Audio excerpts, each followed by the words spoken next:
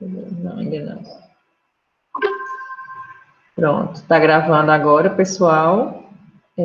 Boa tarde a todos. Vamos começar mais uma pílula do LED, hoje com a temática sobre a BNT, tá? Como eu falei, o intuito, né, informativo, né, para todo e qualquer período da sua vida, e é uma forma de vocês, para quem está começando, né, começar a entender um pouco como é a construção de um documento acadêmico, para quem já está no embalo, tirar algumas dúvidas de algumas regrinhas, algumas coisas que existem, né?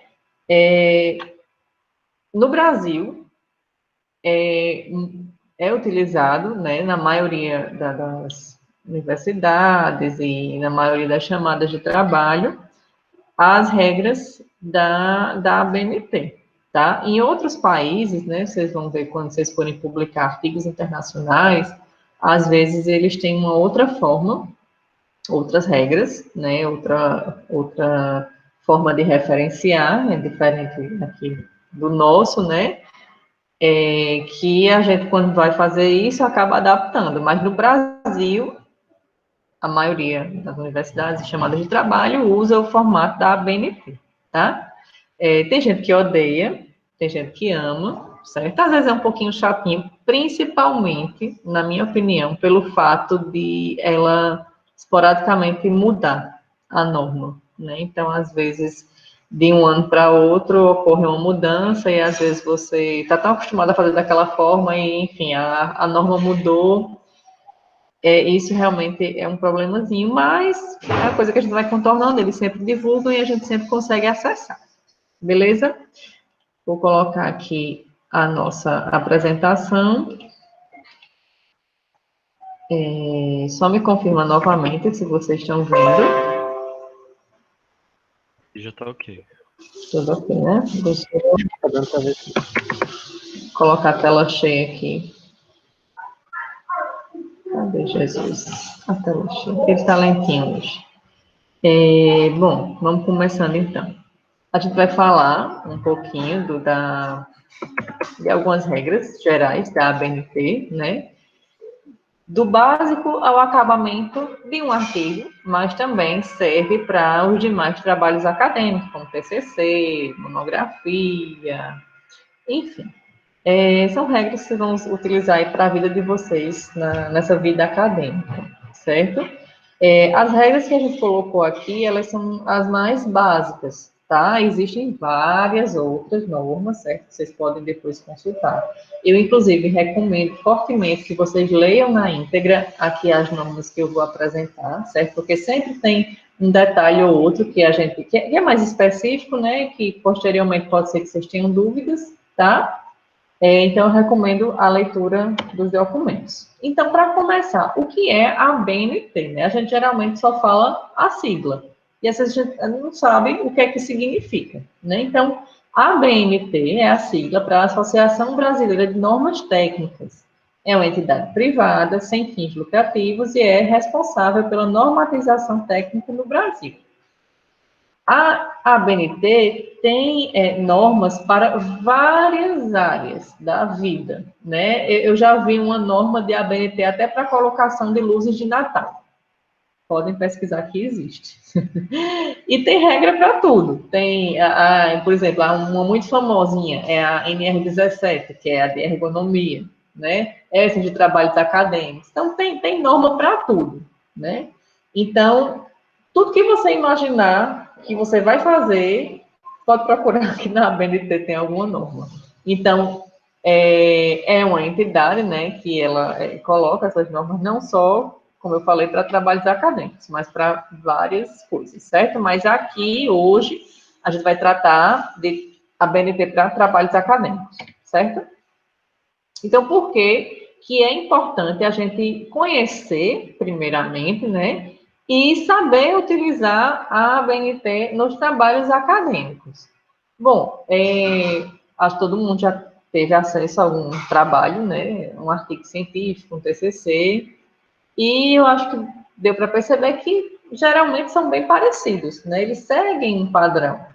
Então, imagina aí, se cada pessoa, cada universidade fizesse do seu jeito uma referência da sua vontade, ou colocasse os dados de autores, né, de formas aleatórias, imagina que bagunça que ia ficar, né? Muitas vezes, quando você fosse pesquisar no trabalho, né, você ter dificuldade de saber, por exemplo, de onde veio, quem é aquele autor, que ano foi sua publicação, onde você pode achar aquele trabalho na íntegra, né? Então, são coisas que vão facilitar a sua vida. Eles criam essa uniformidade, né, e esse padrão para que todas as pessoas, né, que tenham acesso ao seu trabalho consigam entender ele de uma forma mais fácil, né? Por exemplo, ontem eu estava pesquisando um trabalho era um artigo científico de medicina, né? Não é minha área, mas eu estava ajudando uma pessoa. E eu estava pesquisando e ela mandou um resumo para mim. Só eu não estou sabendo referenciar isso aqui. E, na realidade, se tratava de parecia uma coxa de retalho de várias outras citações, né? Aí eu disse, não, você tem que procurar na fonte, de onde foi que veio esse artigo, para poder você citar daquela forma lá. E aí eu fui buscar, e aí, pelo padrão que existia no resumo, eu consegui encontrar os outros trabalhos, né? Então, isso facilitou minha vida na hora de buscar um documento, uma informação para colocar no trabalho, certo? Bom, os dados que foram colocados aqui, certo? Eles são um resumo que foi extraído das normas, né? E eles vão auxiliar nesse desenvolvimento e na formatação, diagramação de artigos científicos, certo? Mas, como eu falei, eu recomendo fortemente a leitura do texto original, certo? Que vai ser disponibilizado. Bom, aqui estão as principais normas que elas podem ser consultadas nessa diagramação, nessa formatação, nas referências, no desenvolvimento do resumo, enfim, na forma como você vai colocar os dados no teu trabalho, certo? São elas. A NBR 14724, que ela é sobre informação e documentação de trabalhos acadêmicos, sobre a apresentação do seu documento. Então, ela vai falar de como é que você deve colocar a folha de rosto, a lista de figura, referência, os tópicos, enfim, como é que você vai apresentar o seu documento de uma forma geral. A NBR 10520, ela traz informações e documentação sobre citações, né, no seu documento, como é que você vai citar as outras pessoas que você está pesquisando, né, para o seu trabalho. A NBR 6028, que traz uma abordagem sobre como você deve apresentar o seu resumo, né, como é o procedimento de apresentação de um resumo, e a NBR 6023, que trata da elaboração das referências no seu trabalho, certo? Então, essas são as principais NBRs que devem ser consultadas, nesse caso de trabalhos acadêmicos científicos, certo? Bom, seguindo essa primeira NBR que a gente colocou aqui, que é essa 14724, a gente tem alguns elementos básicos, certo? Que devem fazer parte do corpo do artigo, certo? Do artigo científico, certo? A estrutura do artigo científico é diferente da estrutura de um TCC ou de uma monografia, certo, gente? Isso aí eu vou falar depois mais à frente. Mas a estrutura básica do artigo, nela contém alguns itens obrigatórios, certo? O primeiro deles é o resumo, certo? Que se a gente for olhar aqui, a gente tem a NBR 6028, que ela vai lhe mostrar como é que você deve colocar o seu resumo, né? O que é que deve conter no resumo, né? Então, o que é o resumo? É um texto que é colocado no início do trabalho, que ele vai de 150 a 500 palavras, e, muito importante, que muita gente acaba errando isso, né? ele sintetiza em um único parágrafo. Então, resumo não tem parágrafo, viu, gente? É um parágrafo só. Quer dizer, o resumo não tem vários parágrafos, ele tem um parágrafo só, certo? E ele vai resumir as ideias de trabalho, certo? Nessa NBR, na 628, a gente tem algumas dicas de como fazer, né? O que é que ele coloca? Bom, no resumo, você deve apresentar o contexto, contexto geral da sua pesquisa, certo?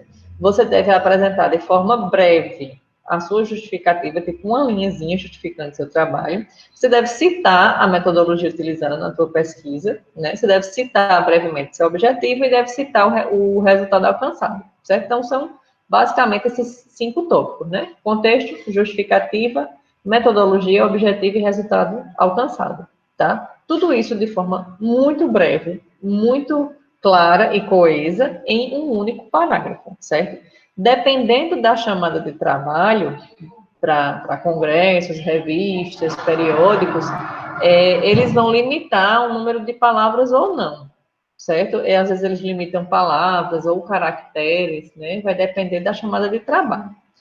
Mas é importante você sempre se atentar a isso, tá? Vários dessas chamadas de trabalho sugerem que você também faça o abstract, né? Que nada mais é do que a tradução do seu resumo, certo? Agora, uma dica.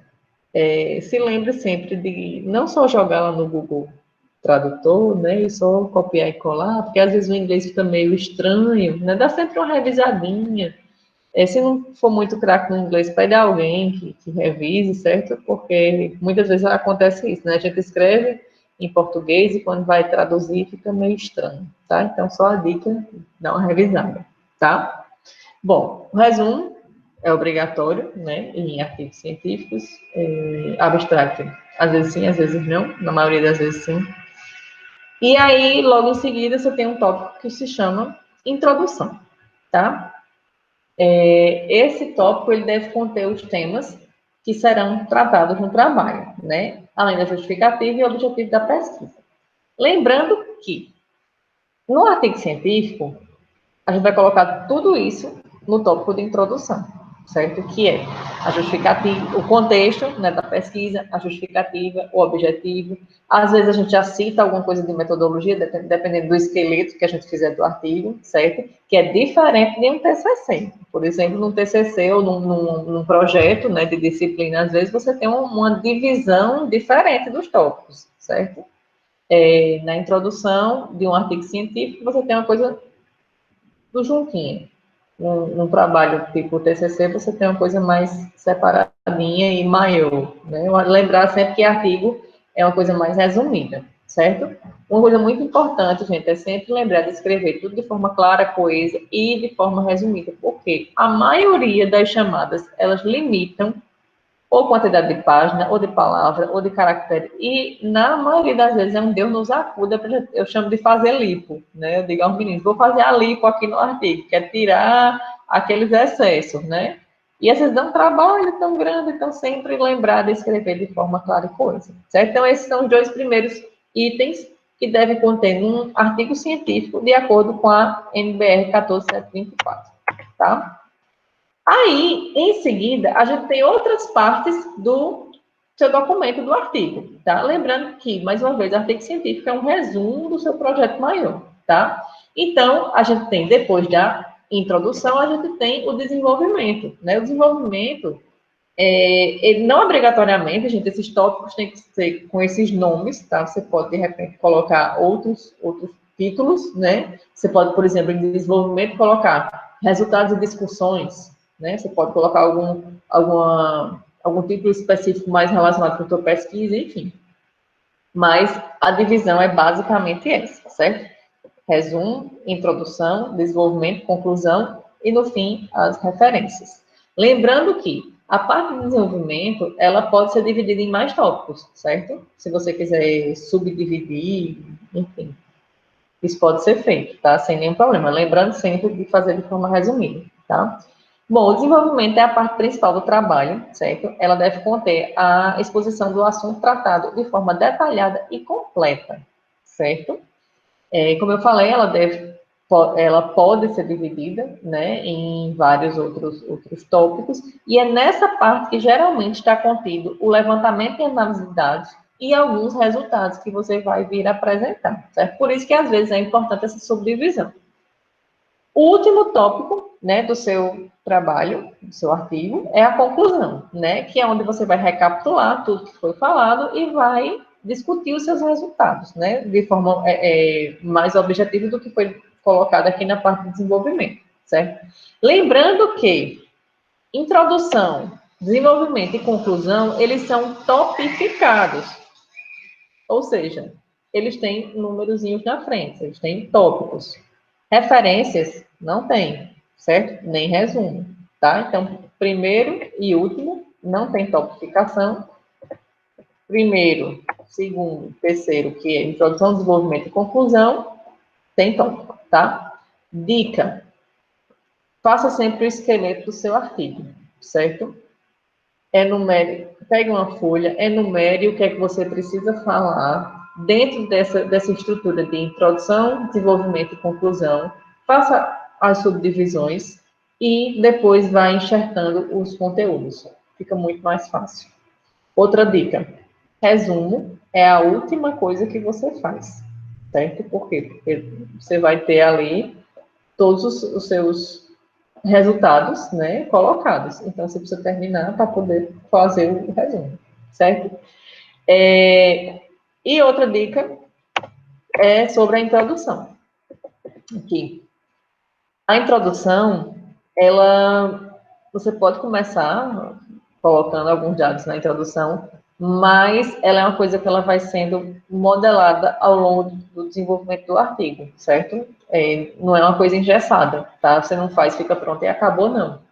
O artigo, ele pode ser feito dessa forma. Você faz uma parte, você vai lá para os resultados, discute um pouquinho, aí de repente você lembra de alguma coisa importante que é bom apontar na introdução, enfim. Sempre procurem fazer de uma forma mais fluida, tá? Nunca é uma coisa muito sequencial e linear, certo? Ficou claro até aqui? Tá tranquilo de entender? Falem aí. Sim, não? Ah, já é, entendendo. Tá entendendo? Beleza. Então, essa primeira parte, certo, foi tratando da NBR 14724 de estrutura básica do trabalho, certo? Bom, agora vamos para outra NBR, que é a 10520, certo? Que é uma norma que você vai utilizar no corpo do seu trabalho, certo? No momento que você vai estar referenciando outras pessoas, outras fontes nas quais você bebeu para fazer suas discussões, certo? Então, essa NBR, a 10520, ela é bem importante. A gente tem alguns tipos de citação, certo? Eu vou aqui detalhar uma por uma e colocar os exemplos. Caso vocês tenham dúvidas, podem ir falando, tá? Bom, primeiro tipo de citação é a citação direta, tá? O que é uma citação direta? É você pegar uma coisa que o autor que você pesquisou colocou, uma coisa que ele disse, e fazer uma cópia ipsiliteris, ou seja, idêntica ao que ele colocou. Por exemplo, se o autor disse, atirei o pau no gato, 2020, você achou isso muito importante para o seu trabalho, aí você vai colocar, entre aspas, atirei o pau no gato, autor, ano e página, certo? Tem uma regrinha para citação direta, certo? Quando essa citação ela tem menos de 3 linhas, você pode colocar ela no corpo do texto, entre aspas, citando o autor, como a gente tem aqui, ó. Tá vendo? Citação, citação, citação, entre aspas, autor, ano e página. Certo? Pode ser dessa forma, ou pode ser dessa forma. Segundo fulano, ano, não sei o que, não sei o que, não sei o que, entre aspas, certo? Assim, no corpo do texto, sempre quando essa citação, na hora que você escrever lá, ela der menos de 3 linhas, certo? O limite, 3 linhas, certo? Então, lembrar, citação direta com menos de 3 linhas, ela é feita no corpo do texto, aspas duplas, autor, ano e página, certo?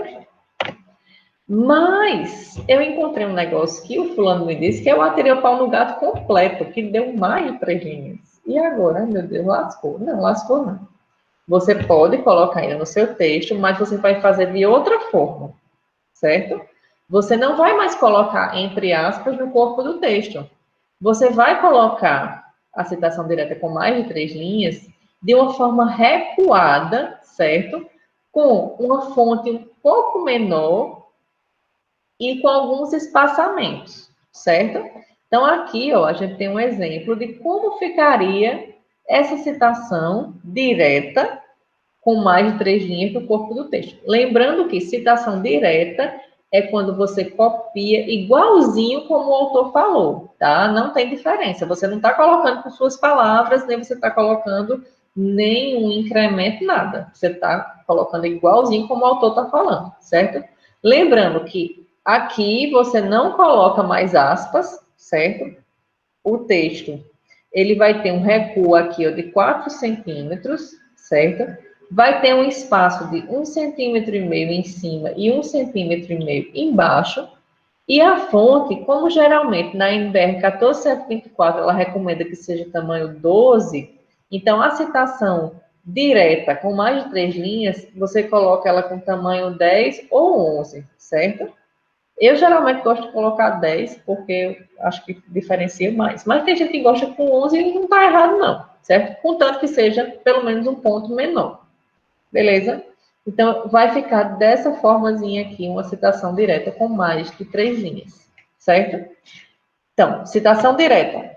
Até 3 linhas, corpo do texto, entre aspas, autor, ano, página. Citação direta, mais de 3 linhas. Recuada, espaçamento, fonte menor, e ao final aqui, autor também em maiúsculo, certo? Ano e página. Uma coisinha que é importante lembrar.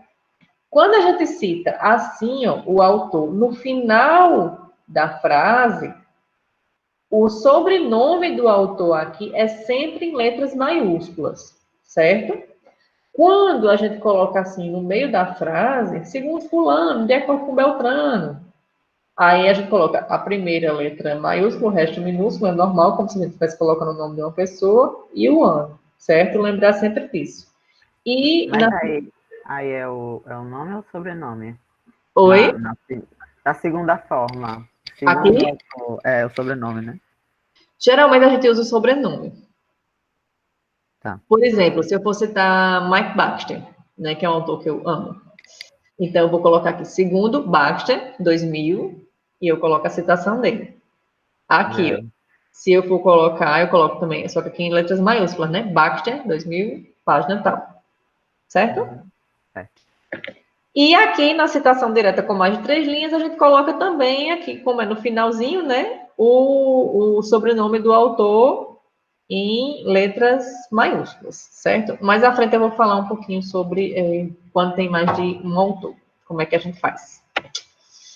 Bom, às vezes, algumas obras, alguns artigos, tem trechos, né, que você vai utilizar no seu trabalho, que tem uma partezinha grifada, né? Tipo, uma parte que o autor quis chamar a atenção, quis destacar, né? E quando você copiou para o seu texto, aquele destaque tem que vir. Só que aí você vai informar, né, no seu texto, na observação, que foi grifo do autor, certo? Por exemplo, se aqui, ou nesse exemplo, eu tivesse essas duas palavras aqui em negrito, por exemplo, ou sublinhadas, né? Aqui, ó, depois do autor, eu iria colocar entre parênteses grifo do autor, certo? Mas, se eu peguei, fiz uma citação direta e eu, como autora, né, do meu trabalho, quis destacar uma parte do autor que eu utilizei, aí ao invés de eu colocar grifo do autor, eu coloco grifo nosso, certo? Então, aqui, ó, por exemplo, tenho aqui a citação, aí eu destaquei essas duas palavras aqui. Então, fui eu que coloquei. Eu quero destacar algo na fala do autor que eu estou usando. Aí eu coloco autor, ano, página, grifo nosso. Se o destaque foi feito pelo autor, aí eu coloco, eu tenho que dizer, né? Autor, ano, página, grifo do autor, certo? Isso é um pouquinho difícil de acontecer. Acontece às vezes, mas é bom sempre lembrar, certo? Para quem estiver lendo não se confundir se o grifo é seu ou se o grifo foi do autor, tá? Ô, Oi, Ju, só uma pode dúvida. falar. Mas se no caso, na monografia do autor tiver esse grifo, é obrigatório a gente transcrever com grifo também? Você tem que Certo. colocar exatamente como o autor colocou. Porque você não está fazendo a citação direta, se for direta, né? Se for uma citação direta, você está escrevendo igualzinho como está lá, você tem que trazer com tudo. Agora, se você está fazendo a citação indireta e você quer grifar de repente, aí você coloca o grifo, não, se você não quer grifar, então você pode fazer também, mas contanto que seja indireta, porque se for direta, você tem que trazer exatamente como o autor falou, entendeu? Entendi. Obrigado. Exato. Não, podem ir tirando dúvida, viu, gente? Fiquem à vontade. Bom, a gente tem outro tipo de citação, que é a citação indireta. É fácil aprender, porque, tipo, direta veio direto do autor. E indireta, eu me meti, né? Eu dei a minha... Fiz ali meu entendimento com minhas palavras, né? Então, é fácil entender dessa forma. Na citação indireta, ela é feita dentro do corpo do texto, né? Ela não vem entre aspas, certo?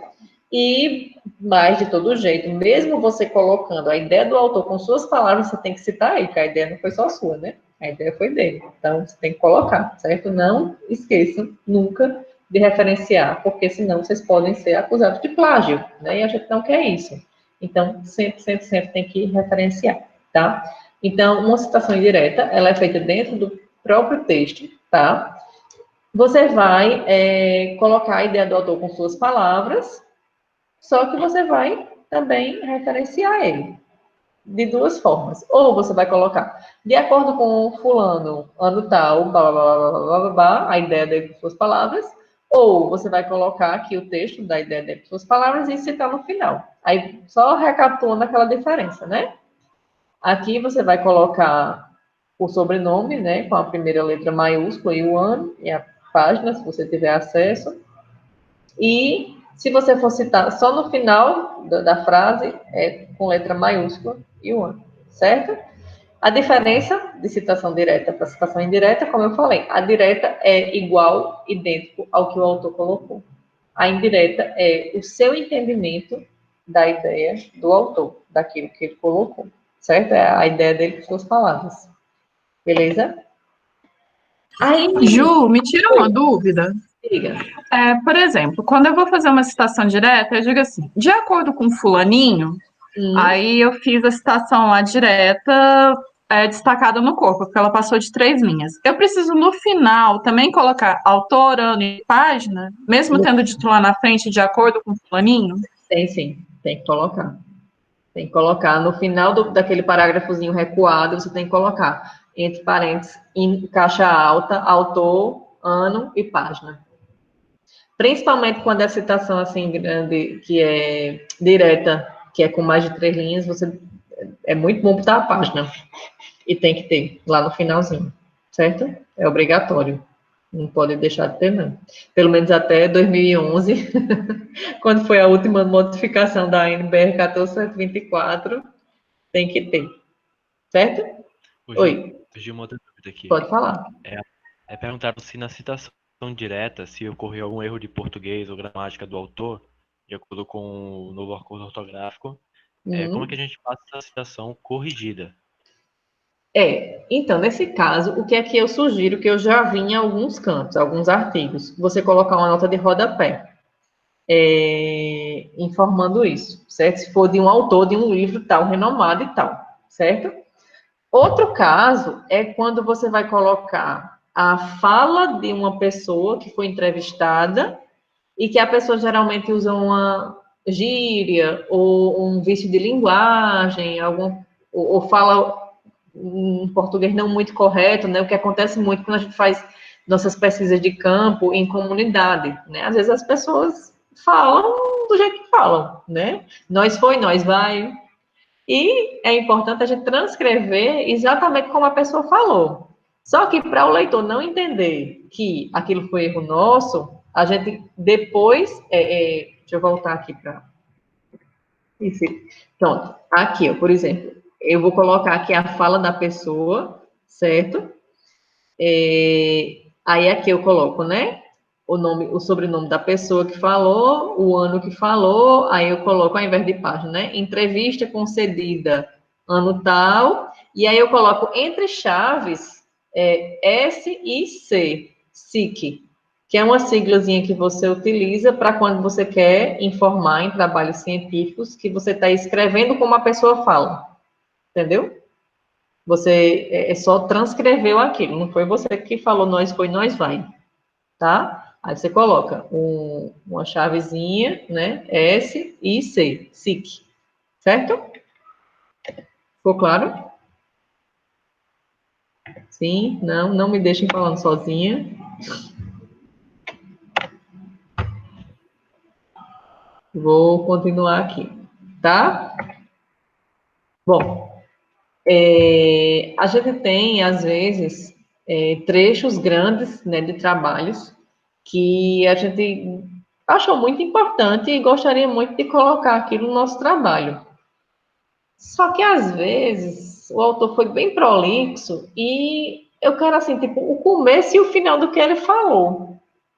Eu não quero colocar aquele negócio todo enorme no meu trabalho, né? Porque até fica estranho, né? No seu trabalho, você copiar, pá, um trecho muito grande de outra pessoa. Então, para resolver esse problema, você pode usar uma supressão, certo?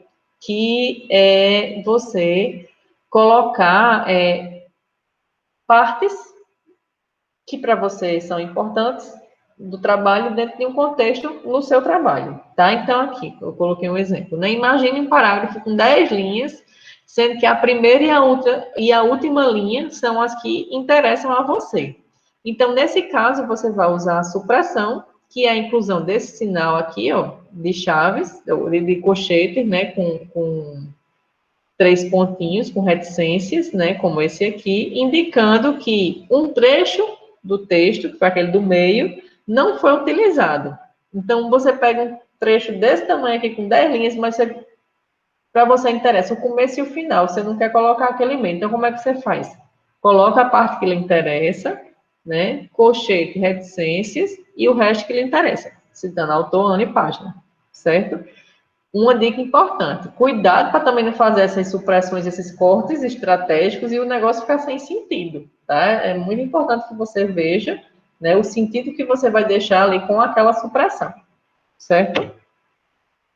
Bom, acontece em vários casos, né, que a gente acha trabalhos bem bacanas e muitas vezes a gente não tem acesso àquele trabalho, né, de repente.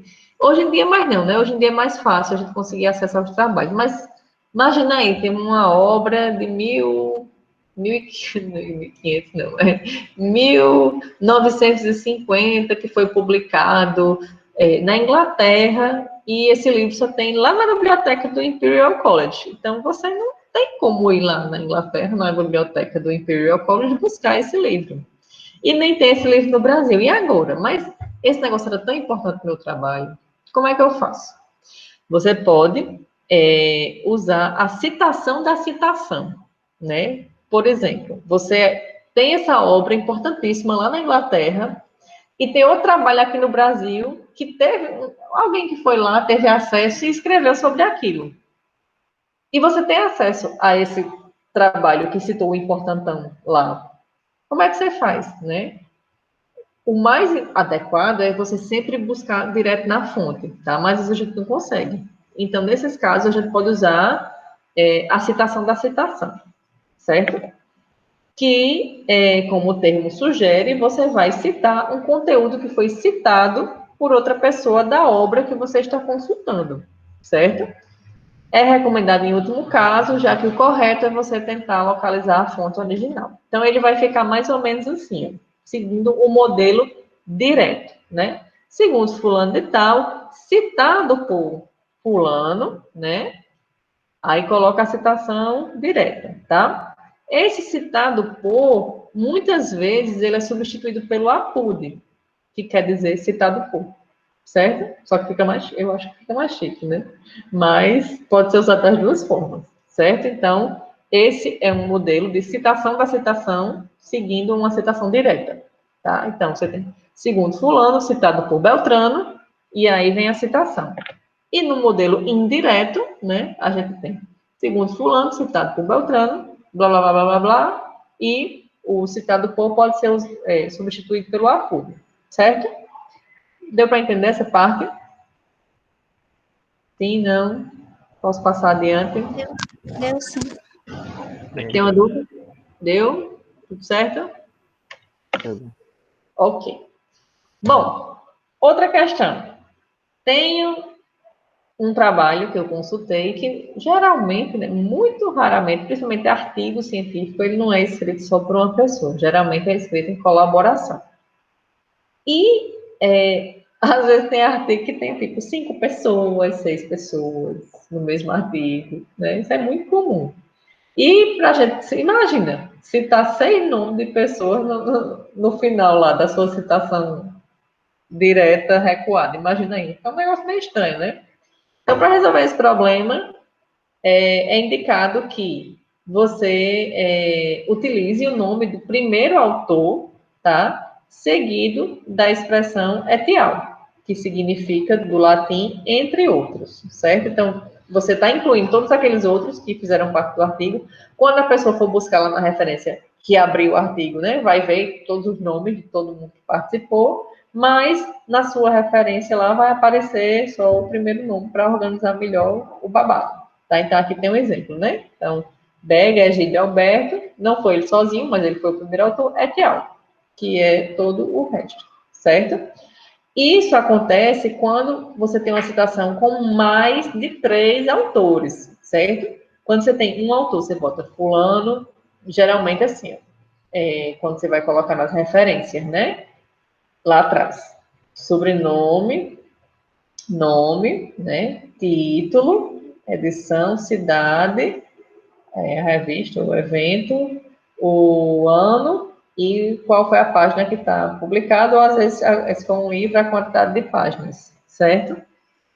Mas se for no seu trabalho, né, lembrando que é autor, ano e página, certo? Autor, só o sobrenome, tá? Não precisa botar o nome todo, não. Aí, se forem 2 autores, como é que eu coloco? Eu posso colocar Silva e Santos, ano tal. Se for 3, Silva, Santos e Gomes, posso colocar também. Agora, Silva, Santos, Gomes e Ferreira, aí já não pode, tá? Aí você já vai colocar Silva etial. Beleza? Outro detalhezinho para o corpo do texto que não é mais de citação, certo? Citação a gente vê até aqui. Tem algumas outras regrinhas mais específicas, mas está lá na norma, certo? As gerais são essas, para citação. Aqui, mais dicas relacionadas à construção do trabalho, né? Até uma dúvida muito constante sobre nota de rodapé.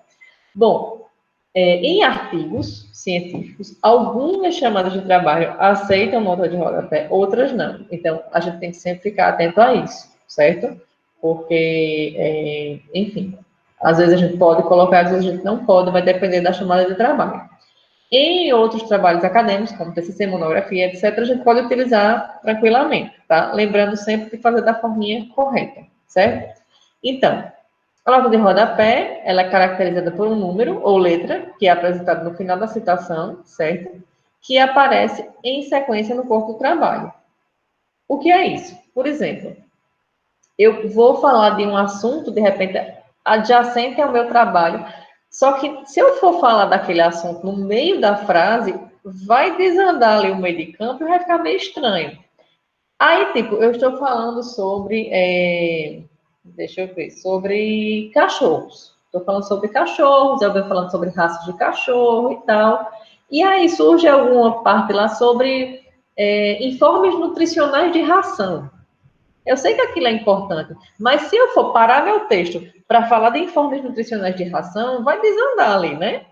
Aí o que é que eu faço? Tem lá, informes nutricionais de ração. Aí eu boto uma letrinha ou um númerozinho, e aí no rodapé da página eu coloco uma explicação mais detalhada. Por quê? O leitor que tiver curiosidade para se aprofundar um pouquinho naquele tema, ele vai buscar ali na nota de rodapé uma informação mais aprofundadazinha, certo? E E, tem várias... Oi, alguém falou? e se essa informação acabar sendo muito grande? Porque eu já peguei uns livros assim que, tipo, a nota de rodapé era muito grande. Agora eu não lembro se ela cabia dentro de uma folha só ou se ela continuava na outra folha. Então, é questão também de bom senso, né? Porque assim, a nota de rodapé é mais uma coisa resumida para você explicar um pouco mais daquilo, não para você colocar o Tratado de Tordesilhas lá no seu rodapé, certo? Então, assim, tem um pouquinho de bom senso com relação também ao tamanho. Não deve exagerar, não, certo? Na nota de rodapé, você pode, por exemplo, como coloca lá na NBR, né? Citar um trabalho que esteja em fase de elaboração, por exemplo. Você está fazendo uma pesquisa conjunta com seu colega, e esse seu colega ele já tem alguns dados, mas ele não publicou a pesquisa dele ainda. Aí você pode, de repente, referenciar, pesquisa realizada por fulano em andamento. Ou então você colocou um trecho de uma entrevista, aí você coloca na nota de rodapé, entrevista concedida dia tal, a fulano tal, em tal situação, certo? Você pode colocar informações que você coletou numa palestra, né? Você coloca informações verbais. E você pode fazer lá um comentário que você julgar relevante para explicar melhor qualquer coisa que esteja lá no corpo do texto. Certo? Ficou claro? Ficou. Lembrar de nunca exagerar, certo? Porque, assim, é uma questão mais informativa para se aprofundar mais. Se você quer, de repente, que a pessoa se aprofunde bem, e você quer ter uma coisa assim maior, mais robusta, né? Você, de repente, pode citar um anexo ou um apêndice, que eu vou explicar um pouquinho mais na frente, certo? Mas nota de rodapé, geralmente, ela é mais reduzida ali, tá? Fiquem atentos aí e tenham, assim, bom senso com relação ao tamanho de nota de rodapé também, tá? Então, nota de rodapé é para isso. Não serve para colocar legenda de figura, não serve para colocar grandes informações, ela serve para dar uma explicadinha mais ampla em algum termo, que é para não atrapalhar o seu texto lá, certo? Aí aqui, ó, eu coloquei um exemplo de como você coloca uma nota de rodapé, certo? Eu fiz um print aí do meu Word aqui, coloquei um trechozinho, né, de um texto que eu tinha, e aí, ó, eu falei aqui sobre um grupo de pesquisa, certo? Aí eu coloquei aqui os dados do grupo, papapá. Só que se eu fosse falar aqui da coordenadora, né, ia quebrar um pouquinho o meu texto. Aí eu coloquei, tá vendo aqui, ó, um númerozinho 1. Aí aqui ele já vem para cá e ele colocou uma informação que eu achei relevante, não para esse corpo de texto aqui, mas para citar mais adiante, certo? Aí aqui é só mostrando como é que você coloca isso no Word, tá? Você seleciona a parte, né, que você quer fazer a nota de rodapé, a qual você quer referenciar. Aí você vem aqui, ó, na aba referências e vem aqui, inserir nota de rodapé. Aí ele já vem inseridinho assim e vai ser apresentado dessa forma. É super simples de fazer, certo? Um lembrete importante, né? Que algumas, como eu falei, né? Algumas chamadas de trabalho não permitem nota de rodapé, então é importante ficar atento, certo? Bom, no corpo do texto tem algumas formas que eu devo apresentar, né, determinadas informações, como, por exemplo, informações a respeito de ilustrações, figuras e quadros, certo? Como é que eu vou colocar isso no meu texto? Vale uma ressalva, né, que algumas chamadas de trabalho, elas colocam umas regrinhas específicas para como elas querem que vocês coloquem as legendas de figuras, quadros e ilustrações, certo? Então, lembrando, sempre tem que ler a chamada de trabalho, tá? A normativa. Mas pela ABNT, pela 14724, deve ser colocado dessa forma, tá? Então, assim, em primeiro lugar, a figura tem que aparecer próximo ao texto que você está falando. Então, eu estou falando aqui deixa eu ver, do mouse. Do mouse, eu estou falando sobre mouse e computador. E aí eu quero mostrar uma foto, né? Então, no parágrafo, quando eu termino de falar sobre mouse e computador, acaba o parágrafo, eu coloco a foto. Por quê? Porque para o leitor fica mais fácil. Ele está vendo ali a informação e, em seguida, complementar essa informação com uma imagem, né? Outra questão. Como é que eu coloco a legenda? Bom, geralmente é colocada pela ABNT assim. Agora, né? Figura, o número da figura e o título da figura na parte superior, certo? Usando tamanho 12, alinhamento centralizado, tá? E embaixo, fonte e ano, tá? Com a fonte tamanho 10. Mas, oi, fala. A fonte agora, ela só é colocada embaixo, porque eu lembro de alguma época que colocava na lateral da imagem. Na lateral? Que tem até assim, se você for ver alguns livros, tipo livro, sei lá, ensino médio, alguma coisa, aí tem a foto, por exemplo, do Assim? fotógrafo, aí tem um nome do É lado. porque depende muito da diagramação. Aí ele não seguiu a norma da ABNT, certo? Essa ABNT é de 2011. Ela foi a última modificação dela. Mas a que era anterior a 2011, que eu acho que era 2008, era tudo embaixo, figura e fonte. Aí depois, da 2011 para cá, ficou figura em cima e fonte embaixo. Essa questão de ser uma fonte, ela na lateral, é uma questão da diagramação. Então, nesse caso, não foi seguida a NBR, certo? Que pode acontecer, pode. Ninguém é obrigado a seguir a NBR, certo? Mas, pela regra, pela normatização, enfim, é assim, certo? Figura em cima, fundo embaixo. Mas, Ju, oi, desculpa interromper. pode falar. É que, por exemplo, se a gente fez o artigo e publicou na NBR atual, e mais pra frente ela é revisada e atualizada, a gente tem que modificar o nosso arquivo de Não, novo, porque mesmo já publicado? o seu foi publicado naquele ano. Por exemplo, na minha dissertação de mestrado, ainda estava em vigor a NBE, que a citação direta recuada, ela era entre aspas. Se você olhar a minha dissertação, ela está assim. Hoje em dia, você não coloca mais aspas em citação direta recuada. Não coloca mais. Mas nem por isso eu vou ter que voltar lá e mudar minha dissertação. Tá lá. Certo? Então, foi publicada, foi publicada. Morreu Maria Tá Preá.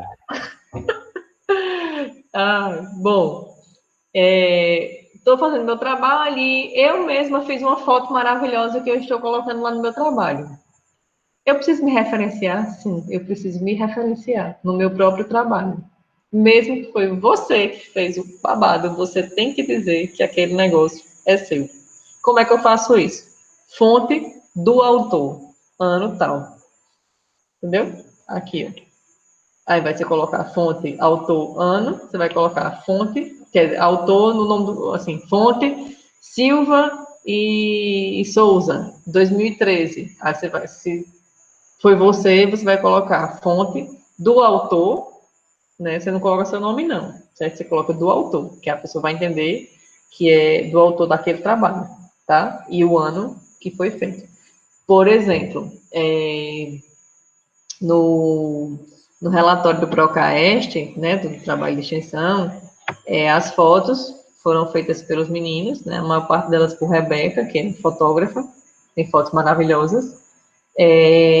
Mesmo assim, a gente tinha que referenciar, a gente colocava, como eram vários autores, né, no caso, a gente colocava acervo da pesquisa, projeto, cadeia produtiva do Sururu, 2019. Então, a gente tinha que referenciar, certo? Então, tudo que você coloca no seu trabalho tem que ter referência, mesmo que seja você mesmo, certo? Bom, acho que quase por último, a gente tem as referências, certo?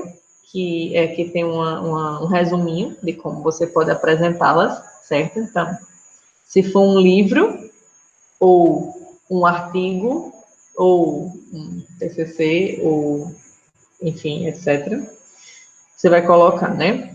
Sobrenome do autor em caixa alta, tá? Nome do autor, aqui, ó, que tá. Você pode colocar, como tá aqui, ó, o nome completo, ou você pode suprimir também, deixar só a primeira letra do nome, certo? Por exemplo, se for um artigo meu, né? Meu nome, Juliana Donato de Almeida Cantalice. Eu não uso Cantalice como último sobrenome, porque eu já publicava antes de ser casada, né? Então, eu mantive o padrão. Então, o meu é Almeida. Aí podia ser Juliana Donato ou podia ser JD, certo? Eu posso suprimir também, tá? Aí, autor em caixa alta, sobrenome, nome do autor, né? Que pode ser o nome completo ou só a primeira letra. Título, né? Esse título, ele é colocado em negrito, tá? Aqui eu devia ter colocado, vou colocar para quando for disponibilizar para vocês. A edição, a cidade, a editora e o ano da publicação. Se for um site, como é que eu coloco? Porque às vezes você não tem acesso ao artigo, você tem acesso a um site, né? Informação num site. Como é que coloca? Parecido, né? Mas sobrenome, nome, aí título do texto, entre aspas, tá? Ano. E aí você tem que colocar de onde foi que você tirou, tá? Então você vai colocar que o texto está disponível aí entre chaves, o endereço aqui e você tem que colocar o dia que você acessou, tá? Então você coloca disponível em www.http acesso em dia tal, mês tal, ano tal, certo? Isso aí é obrigatório, tá? Bom, isso aqui que eu coloquei aqui é uma coisa que não entra em artigo, tá? Isso não entra em artigo. TCC, monografia, dissertação, tese, vai entrar isso aqui. Em artigo, não, tá? Artigo não tem apêndice, artigo não tem anexo, tá? Isso é uma coisa para, desculpa, TCC, monografia, dissertação, tese, etc, tá? Eu coloquei porque é uma dúvida muito recorrente, tá? Com relação a o que é cada um. Bom, apêndice e anexo, né, são elementos que você vai colocar, itens que você vai colocar ao final do seu trabalho, certo? E que eles têm uma diferença básica entre si. Apêndice é um elemento que foi elaborado por você, né? E é uma forma de complementar alguma parte da sua pesquisa. Por exemplo, você desenvolveu um questionário e você aplicou nesse questionário, foi você que fez tudo, e você quer colocar lá no final do seu trabalho, para as pessoas que lerem seu trabalho, ver de onde foi aquela informação, ver como foi aquela construção, e lá no seu trabalho, né, você referencia, entrevista disponível no apêndice 1.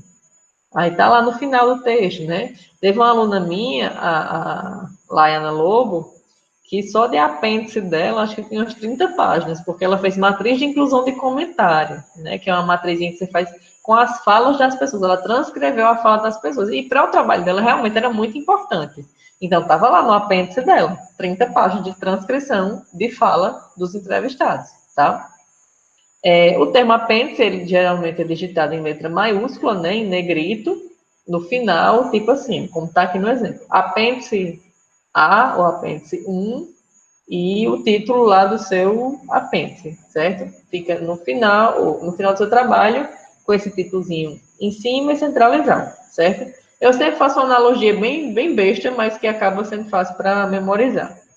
Apêndice não é um órgão que a gente tem, não é nosso, né? Uma coisa nossa. Então, apêndice órgão é nosso, né? Então, apêndice do nosso trabalho também é nosso, foi algo que a gente fez.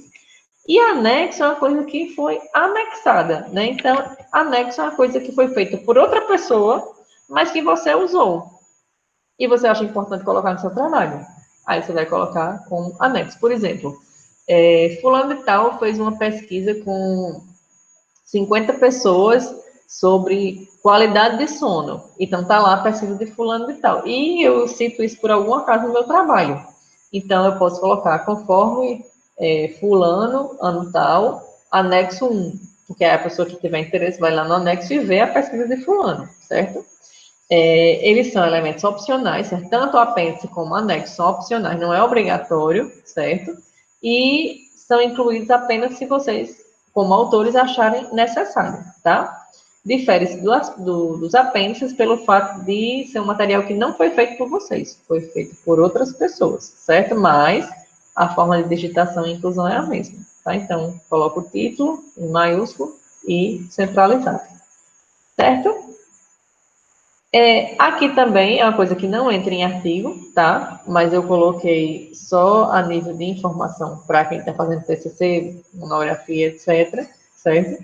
Que é a diferença entre índice e sumário, tá? Que às vezes confunde muito, né? As pessoas acabam nomeando uma coisa ou outra. Então, índice é uma relação que pode ser de palavras quanto frases, que são ordenadas por um critério determinado, né? Que vai localizar o leitor com informações pertinentes presentes no texto. Eu não sei se vocês já viram em algum livro, que lá atrás, até na frente, tem uma lista, né, com algumas palavras ou frases específicas e vão explicar algumas coisas, termos técnicos, jargões ou alguma especificidade do texto, está lá explicadinho nesse índice, certo? É organizado também em ordem alfabética, tá? Mas ele é uma enumeração detalhada, né, de nome de pessoas, de nome de lugares, acontecimentos, sempre vem com a indicação, né, da localização disso no texto, certo? Então, por exemplo, o texto está falando de uma fulana de tal que fez tal evento importante. Então, lá no índice, está lá o nome de fulana de tal e a informação relevante sobre ela, certo? É mais assim, para você se localizar com relação a acontecimentos, a pessoas, a palavras, jargões, etc. Certo? E o... Ju, Oi. Opa. A Lívia perguntou se, no caso, a gente coloca o texto original nos anexos que usamos. Sim, do autor, sim, referenciando, pode colocar. Se você usou de fulano, você referencia fulano, você pode colocar ele na íntegra, contanto que você referencie. Certo? Professor, Oi. a pergunta sobre índice, se for um termo que ele for citado várias vezes, mais de frente do texto, eu vou dizer todas as páginas que ele é citado? Geralmente você coloca as páginas que você utiliza. Ele. Eu vou depois procurar. Eu tenho no livro, sabe de quem? No livro de João de Moraes. Ele tem um negócio desse. Eu vou procurar para mostrar para vocês.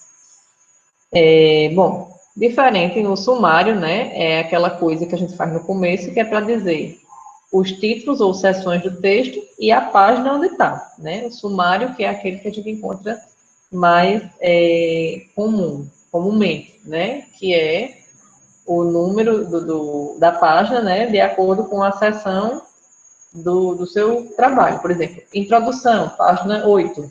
Desenvolvimento, página 15. Conclusão, página 30. Entendeu? Para a pessoa se localizar aí no espaço aí do seu trabalho, tá?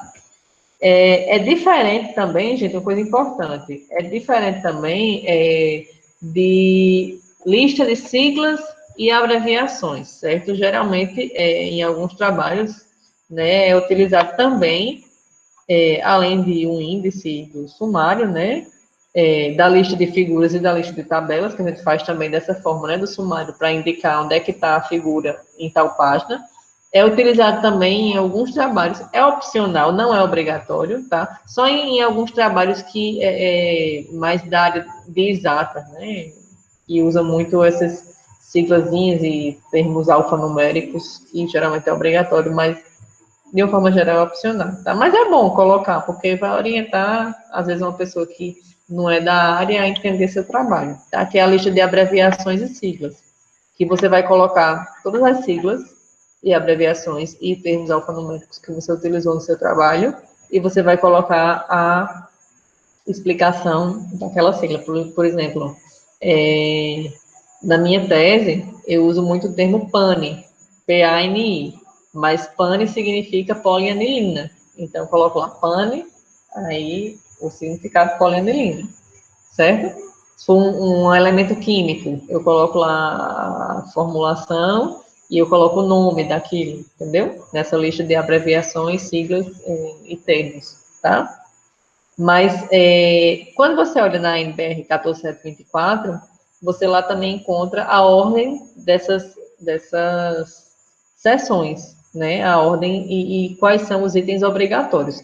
Eu não coloquei aqui porque aqui eu quis puxar mais para a parte de artigo, tá? Mas eu acho importante vocês verem lá essa questão dessa ordem e do que é obrigatório e do que é opcional, certo? Bom, aqui foi só um resuminho, gente. Eu acho que até passou um pouquinho do horário previsto, mas foi só um resumo. Tem muito mais coisa para aprender, para ler, para colocar em prática, né? Então, não deixem de ler as normas na íntegra, certo? Outra coisa, sempre que tiverem dúvidas, eu gosto muito de ABNT, podem me perguntar, a Dani falou, né, você faz isso. Mas estudem, porque sempre é bom vocês terem isso de uma forma mais, como é que eu posso dizer? Mais fácil, né, ainda nos seus arquivos mentais, porque na hora de escrever isso flui melhor, tá? Para vocês evitarem retrabalho, né? De questão de citação, da forma, de colocar, de algumas regrinhas específicas, né, que vocês viram aí, enfim. Basicamente é isso. De resumo. Só faltou uma dúvida que eu dei uma saidinha na hora que a Lívia perguntou e aí eu não cheguei a ver. Mas ela perguntou onde é que fica localizado o índice. O índice? Uhum. Onde fica localizado o índice, é isso mesmo. Geralmente é no final. Geralmente. Mas tem xerife que bota no começo. Mas o sumário é no começo. No comecinho, tem que ser no começo. Eu vou te mostrar, vou mostrar a vocês depois, eu vou colocar no slide um exemplo. Vou tirar uma foto do livro que eu tenho ali e colocar.